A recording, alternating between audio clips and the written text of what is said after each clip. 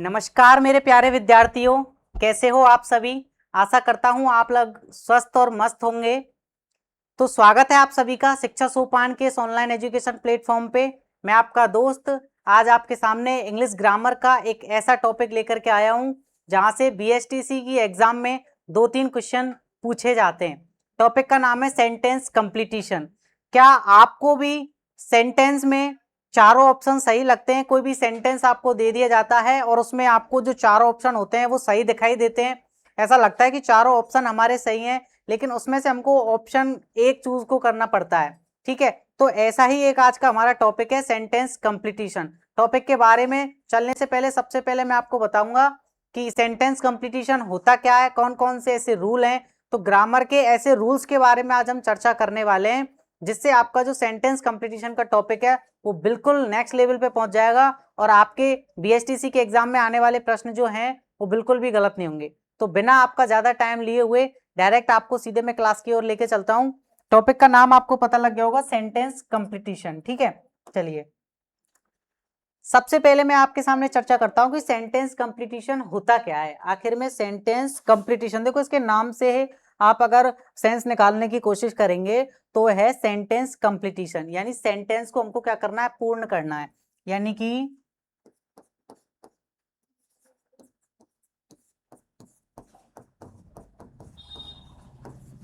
इस टॉपिक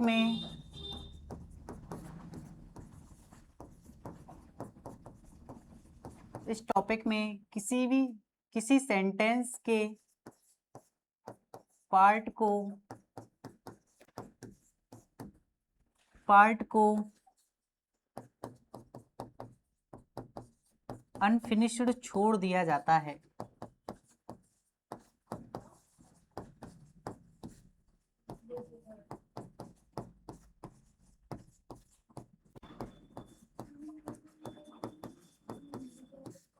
जिसको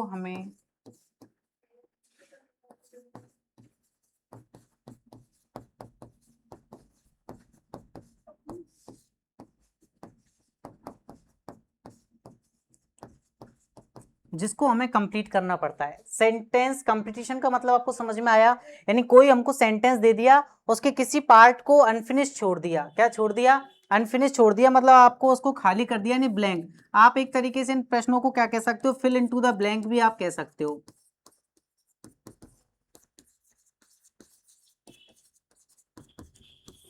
अब जो आपका जो सेंटेंस है वो अनफिनिश छोड़ा है, वो आपका ग्रामेटिकली करेक्ट होना चाहिए। यानी आपको जो 4 ऑप्शन दिए गए हैं उन ऑप्शन में से आपको कौन सा जो ऑप्शन है वो ग्रामेटिकली करेक्ट बैठ रहा है आपके सेंटेंस के अकॉर्डिंग, वो आपको पहचानना है। अब उसको आप पहचानोगे किस प्रकार? उसके लिए आपको सेंटेंस को अच्छे तरीके से पढ़ना है, अच्छे तरीके से सेंटेंस को समझना है। आपको बड़े ही अच्छे तरीके से सेंटेंस को समझना है। मैं आपको ऐसे कई सारी एक्सरसाइज आज की क्लास में करवाने वाला हूं जिससे आपका जो सेंटेंस कंप्लीटिशन का जो टॉपिक है बिल्कुल एब्सोल्युटली क्लियर हो जाएगा। तो लास्ट तक आपको इस सेशन में बने रहना है। आपको पेन और कॉपी लेके बैठना है ताकि आप ट्रिक्स को, रूल्स को आप लिख सको, एक्सरसाइज को आप सीख सको।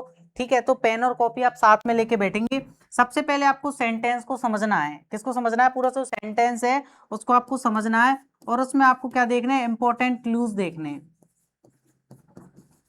इंपॉर्टेंट क्या देखने हैं? क्लूज देखने हैं। क्लूज का मतलब क्या है? यानी उसमें आपको सेंटेंस में ऐसा पता लगाना है कि यार इसमें कौन सी ग्रामेटिकली त्रुटि रखी गई है।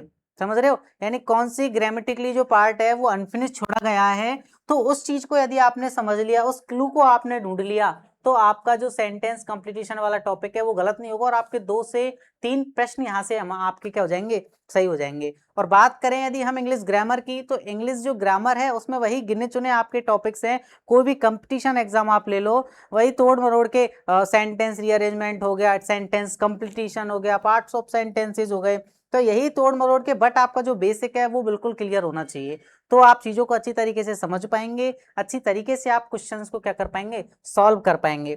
ठीक है, इंपॉर्टेंट क्लूज आपको ढूंढने हैं कि यार जो सेंटेंस है अपन का वो कौन सी फॉर्म में है, इसमें कौन सी त्रुटि रखी गई है, उसके अकॉर्डिंग आपको ऑप्शन को चूज करना है। अब क्लूज कौन कौन से हो सकते हैं, जैसे मैं बात करूं, यानी कि जो क्लूज हैं अपन का, वो कोई क्या हो सकता है, कोई ग्रामर का रूल हो सकता है। क्या हो सकता है, वो कोई ग्रामर का रूल आपको दे दिया।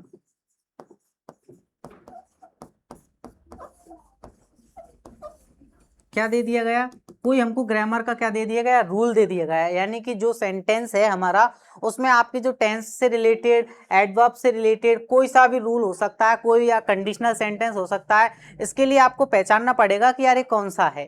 ठीक है, कोई भी आपका ग्रामर का या कोई भी आपका वो क्या हो सकता है, रूल हो सकता है। जैसे देखो मैंने क्या बताया, कोई भी क्या हो सकता है, ग्रामर का क्या हो सकता है, कोई भी वो रूल हो सकता है। जैसे कि when I went to his house, यानी जैसे ही मैं उसके घर पहुंचा, he blank out, he blank, यहाँ पे ब्लैंक आउट। अब मुझे यहाँ पता लग रहा है कि ग्रामर का कोई रूल है, टेंस का कोई क्या है, रूल है।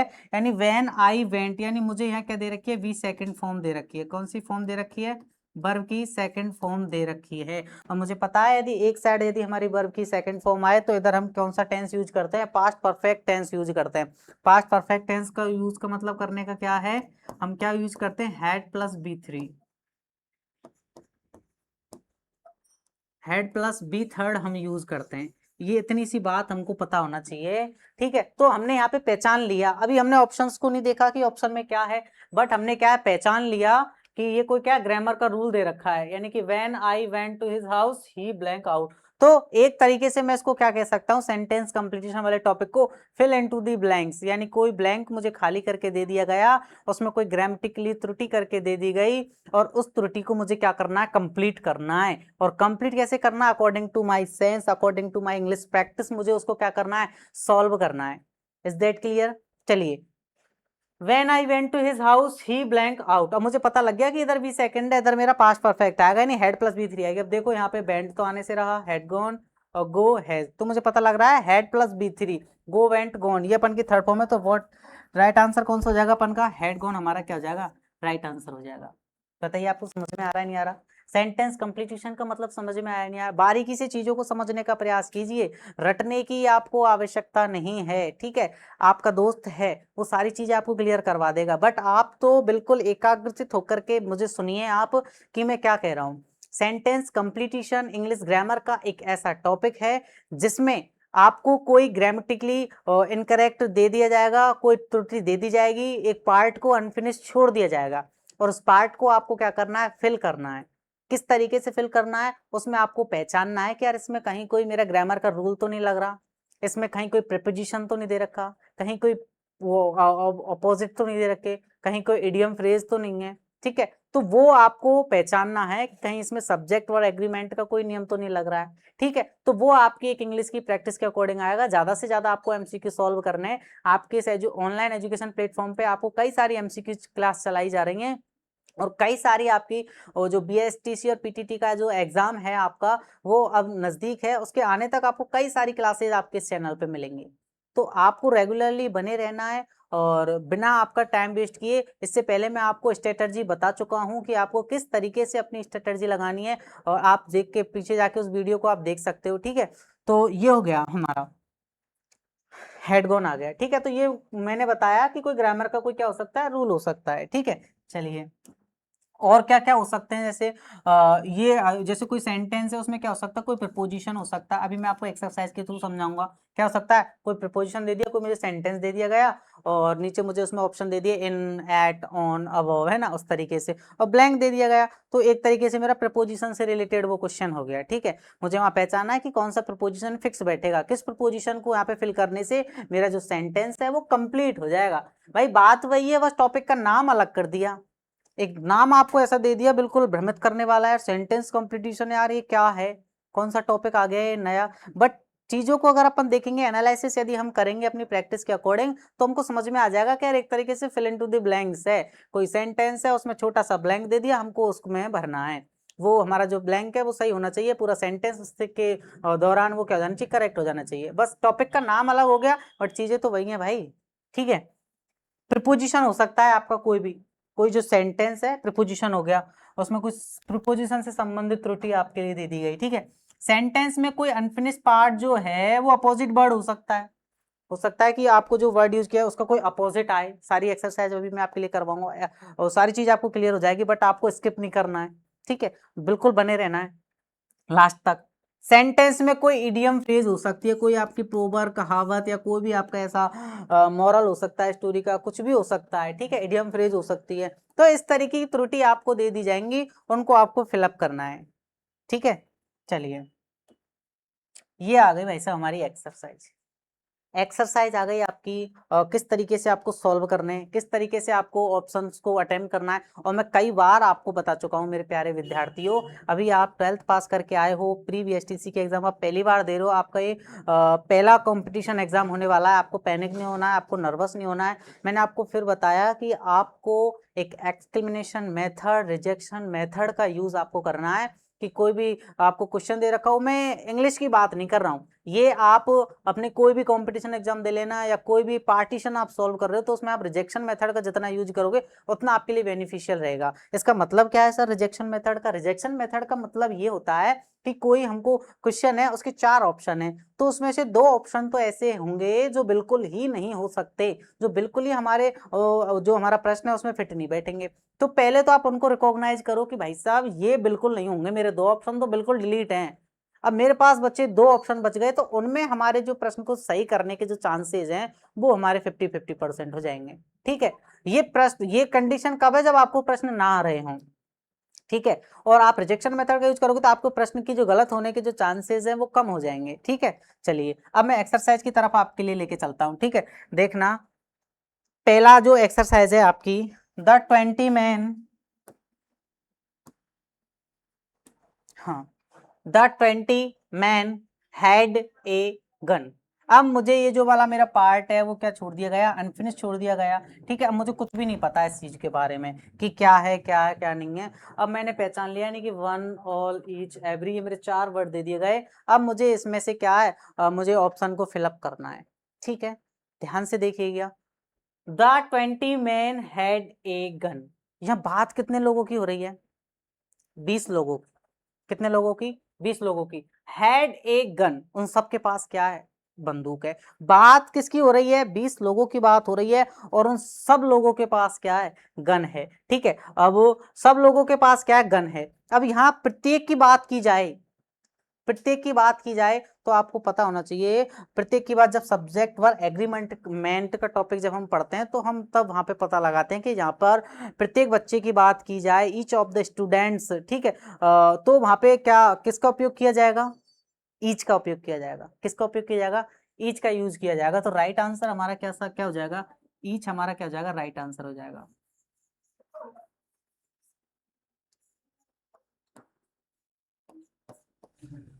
ईच हमारा क्या हो जाएगा? राइट आंसर हो जाएगा। बताइए समझ में आया नहीं आया? बात की जा रही है प्रत्येक व्यक्ति की, कहता 20 man each had a gun, यानी जो 20 लोग हैं उन सबके पास में क्या है? बंदूक है। चलिए, सेकंड पे चलते हैं अपन। Unless you help me, unless you help me I will not be avail to make the meaning of the passage, ठीक है।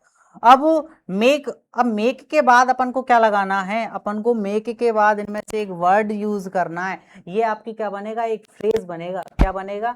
फ्रेज बनेगा। चलिए, अब हम इसका थोड़ा ट्रांसलेट करके देखते हैं कि अनलेस यू हेल्प मी, जब तक तुम मेरी मदद नहीं करोगे, I will not be avail to make out of the meaning of the passage. Make out यानी, मेक आउट यानी कौन सा? Make out. मेक आउट का मतलब क्या होता है? एक मेरी फ्रेज हो गई, और मेक आउट का मतलब है टू अंडरस्टैंड, किसी चीज को अपन समझते हैं, ठीक है।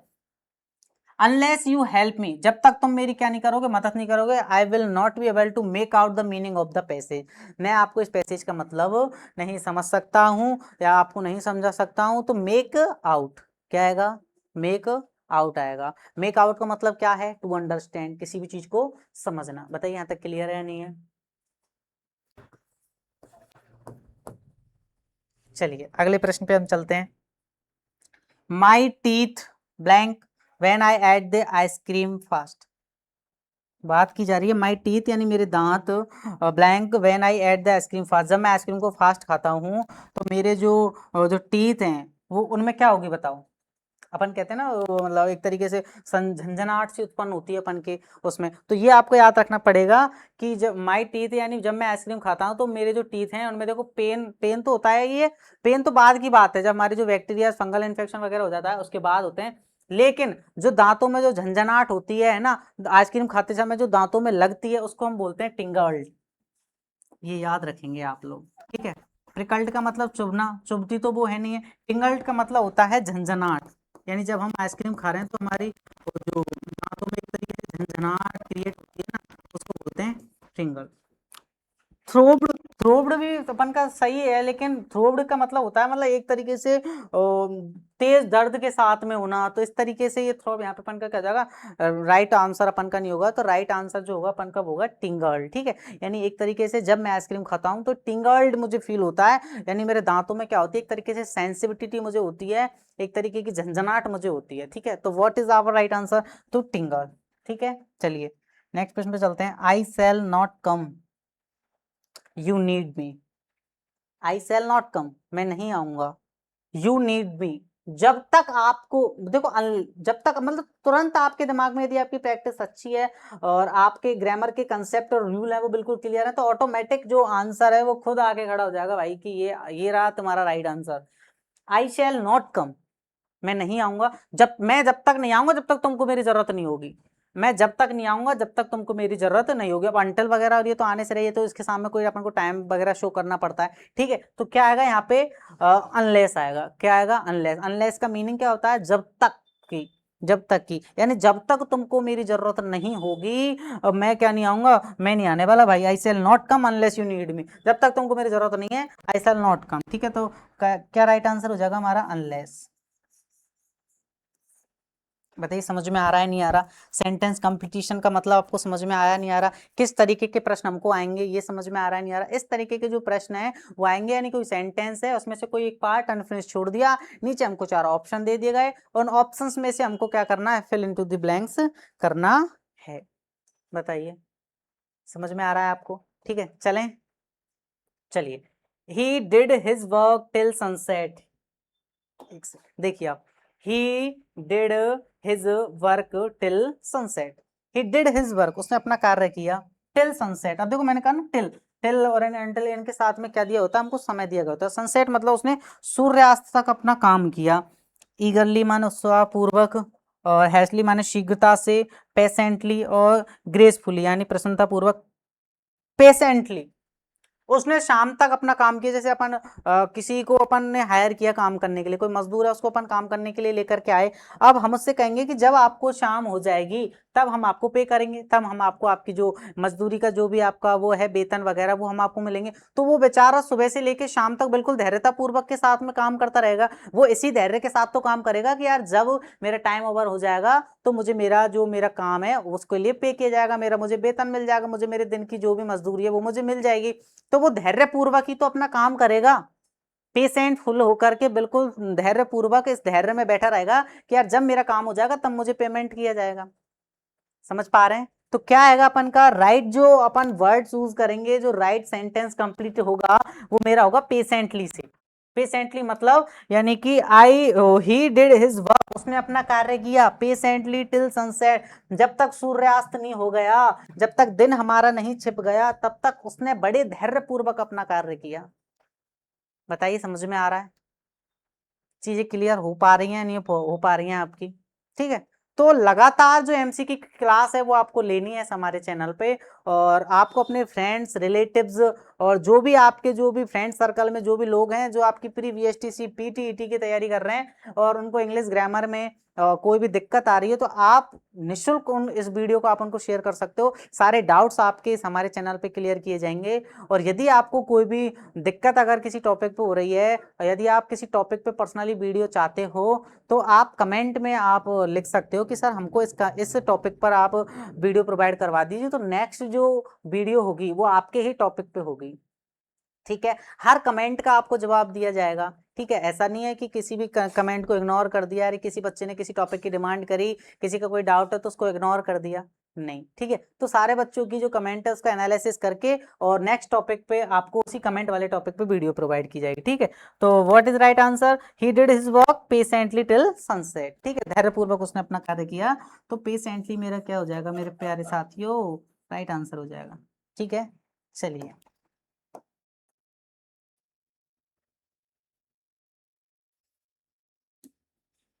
देखते हैं। They eyed her suspicion. Suspicion. They eyed. आइड मतलब आंख, हर सस्पिशन, अब देखो सस्पिशन का मतलब होता है उसने संदेह के साथ में, संदेह के साथ में, आइड मतलब उसने संदेह के साथ में अपनी आंखें जमाए रखी, उसने संदेह के साथ में देखा कोई वर्कर हमारे घर में काम कर रहा है तो हम बिल्कुल उसको सस्पिशियन आइज से देख रहे हैं कि यार कहीं ये कोई सामान ना ले जाए, कहीं ये कोई घपला ना कर दे, ठीक है, तो हम उसको सस्पिशन आइज से देख रहे हैं, तो क्या आएगा अपन का विद आएगा, विद जो है वो यहाँ पे हमारा क्या होगा, राइट आंसर होगा, राइट सेंटेंस कंप्लीटिशन होगा, ठीक है, सस्पेंशन यानी with, okay, of, in, by ये नहीं आएंगे, ठीक है, तो क्या आएगा हमारा विद, ठीक है, आप चाहो तो पेन कॉपी लेकर के इन एक्सरसाइज को नोट कर सकते हो, अच्छे तरीके से आप समझ सकते हो, ठीक है, चलिए, in ancient India the very touch of an untouchable, touch of an untouchable का मतलब होता है छुआछूत, वॉज सपोज टू, यानी कि क्या कह रहा है, इन एंशिएंट इंडिया यानी जो हमारे प्राचीन भारत में, the very touch of an untouchable was suppose to one, यानी जो छुआछूत जो है, छुआछूत जो थी अपन की वो सपोज थी, किसके लिए थी, वो पॉल्यूट, यानी उसको क्या माना जाता था, एक तरीके से अपन पॉल्यूट तरीके से माना जाता है, एक अपवित्र अपन उसको मानते थे, ठीक है, तो क्या आएगा अपन का राइट आंसर, पॉल्यूट।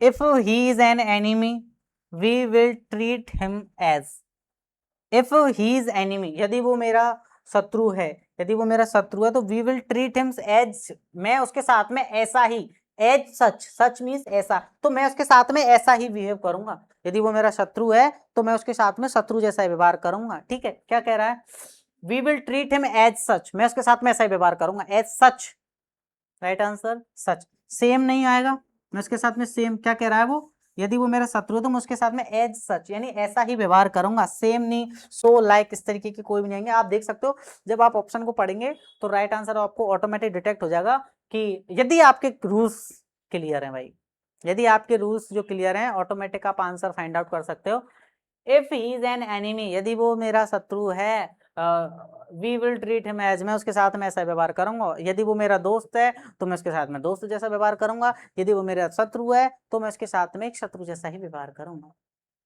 बताइए यहाँ तक क्लियर है नहीं है, सारी एक्सरसाइज क्लियर हो पा रही नहीं हो पा रही, अगला देखिए, William Shakespeare was greatest play right of all time, William Shakespeare was greatest play play right of all time, ठीक है, अब देखिए ए एंड दी, ठीक है, क्या आएगा, अब मुझे पता लग रहा है कि आर्टिकल से रिलेटेड है, आर्टिकल से रिलेटेड मुझे यहाँ पे कोई ब्लैंक दिया गया है, आर्टिकल से रिलेटेड मुझे सेंटेंस कंप्लीटेशन पूछा गया है, ठीक है, तो विलियम शेक्सपियर ग्रेटेस्ट आ रहा है मेरे दोस्तों, क्या आ रहा है मेरे दोस्तों, ग्रेटेस्ट आ रहा है, ग्रेटेस्ट कौन सी डिग्री है मेरे दोस्त, ग्रेटेस्ट सर सुपरलेटिव डिग्री है,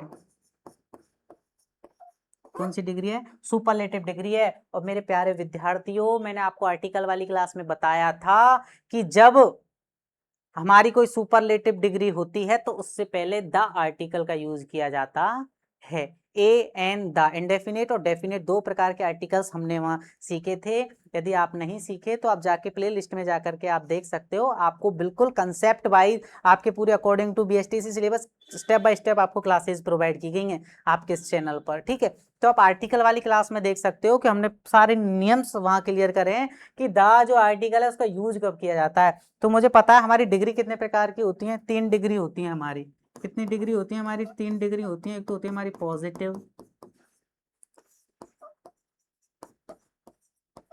कंपैरेटिव और सुपरलेटिव,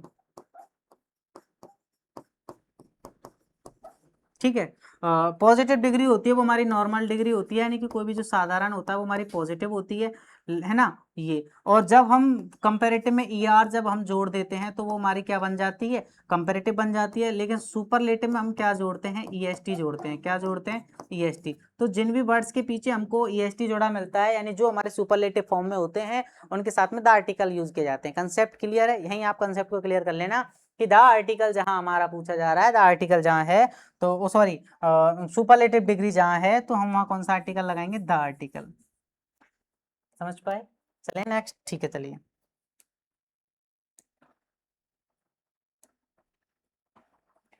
देखिए, the aim of the recently had rose show was to instil a sense of competition the rose grows.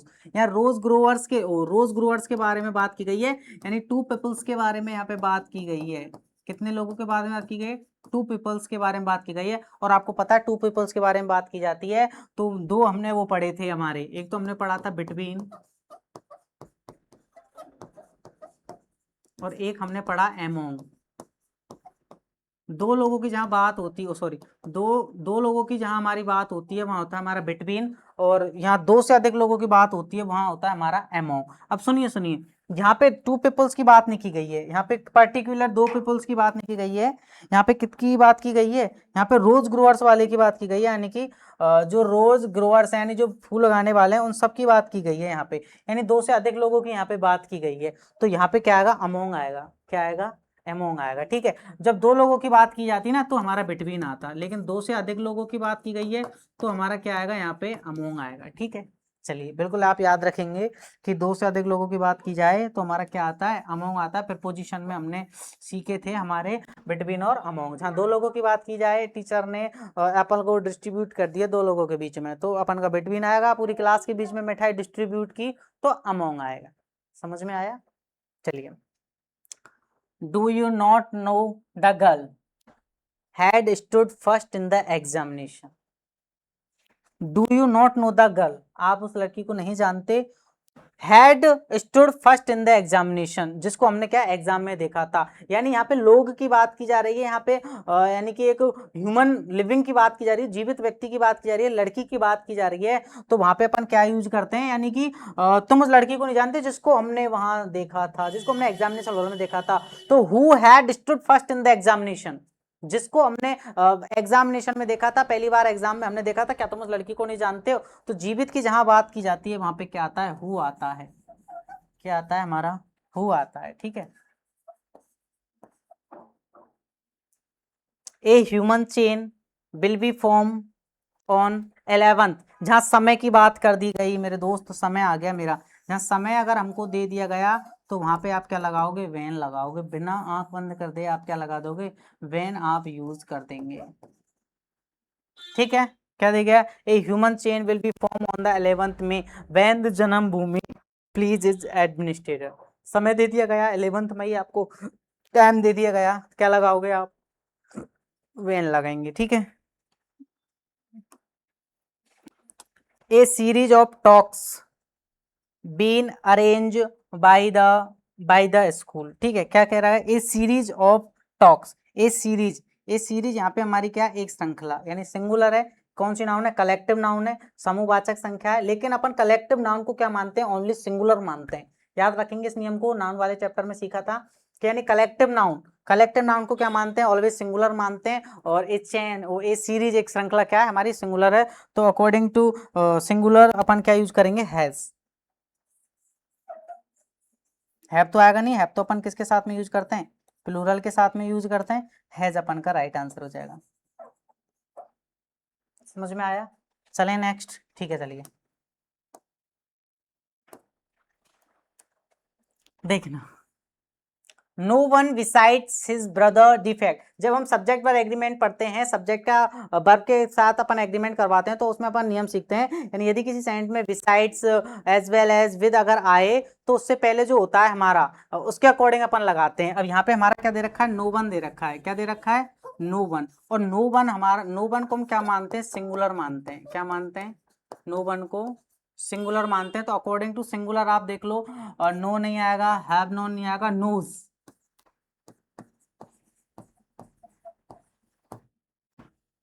आई बात समझ में? ठीक है, क्या आएगा? नोज आएगा। यानी no one besides his brother knows the facts. ठीक है, बिसाइड्स आ रहा है और नो वन के अकॉर्डिंग क्या लगेगा अपन का?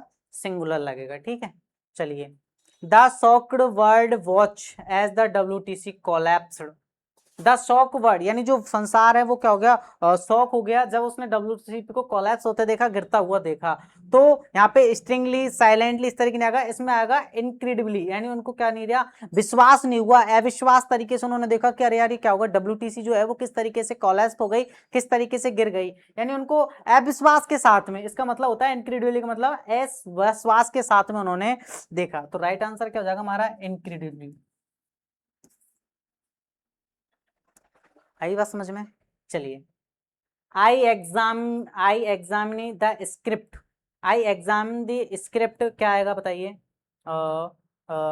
With care, carefully, by care, both one and second. अब बोथ वन एंड सेकंड देखना, I examine the script with care, I examine the script, मैंने जो स्क्रिप्ट है उसका अच्छी तरीके से एग्जामिन किया, विद केयर पूरी अच्छी तरीके से सावधानी के साथ में, केयरफुली यानी बिल्कुल सावधानी के साथ में। तो दोनों ही मेरे राइट आंसर हो रहे हैं, नहीं हो रहे, यानी मेरा ए भी सही है और बी भी सही है। अब ए और बी को तो मैं एक साथ ऑप्शन सही नहीं कर सकता, तो यहाँ पे अपन देखेंगे ये नहीं होगा, वो क्या होगा हमारा, बोथ वन एंड सेकंड। तो 4 नंबर जो ऑप्शन है वो क्या हो जाएगा हमारा, सही हो जाएगा। 4 नंबर जो ऑप्शन है वो क्या हो जाएगा हमारा, सही हो जाएगा। नहीं, I examine the script with care भी हो सकता है और I examine the script carefully भी हो सकता है। तो ठीक है, बोथ फर्स्ट एंड सेकंड दोनों ही क्या हो जाएंगे हमारे राइट आंसर हो जाएंगे।